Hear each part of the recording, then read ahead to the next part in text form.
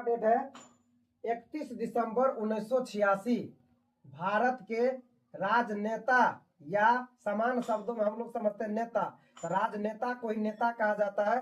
तो भारत के राजनेता या नेता राजनारायण का निधन हुआ था। ये भारत के भूतपूर्व प्रधानमंत्री इंदिरा गांधी को लोकसभा चुनाव में उत्तर प्रदेश के रायबरेली में हराया था।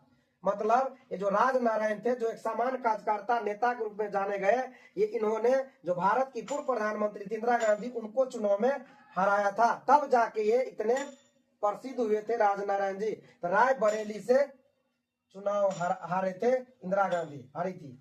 क्लियर। अभी वर्तमान में रायबरेली से सांसद है राहुल गांधी जी। नोट में यहाँ लिखा हुआ है राजनारायण को लोक बंधु के नाम से जाना जाता है। मतलब भारत का लोक बंधु अगर पूछे एग्जाम के दृष्टिकोण से बेटर है कि भारत का लोक बंधु किसे कहते हैं, तो राजनारायण को कहते हैं, है ना। अगला नोट में है कि भारत का देश बंधु किसे कहते हैं, तो CR दास मतलब चित्तरंजन दास को कहा जाता है। और यही चित्तरंजन दास सुभाष चंद्र बोस जो हमारे क्रांतिकारी नेता थे, उनका राजनीतिक गुरु था। क्लियर। अगला है भारत का दीन बंधु किसे कहते हैं, तो दीन बंधु CF एंड्रूज को कहा जाता है। मतलब भारत का लोक बंधु राजनारायण को कहा जाता है, भारत का देश बंधु CR दास को कहा जाता है, भारत का दीन बंधु CF एंड्रूज को कहा जाता है ना। और ये जो राजनारायण थे, इनका जन्म 23 नवंबर 1917 को उत्तर प्रदेश में हुआ था।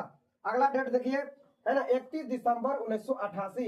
इस दिन भारत और पाकिस्तान के बीच एक समझौता हुआ था। और यह समझौता क्या था, यह समझौता दोनों देशों के बीच, है ना, परमाणु करार था कि एक दूसरे पर परमाणु न गिराए जाने के लिए यह समझौता हुआ था। तो भारत और पाकिस्तान के बीच यह समझौता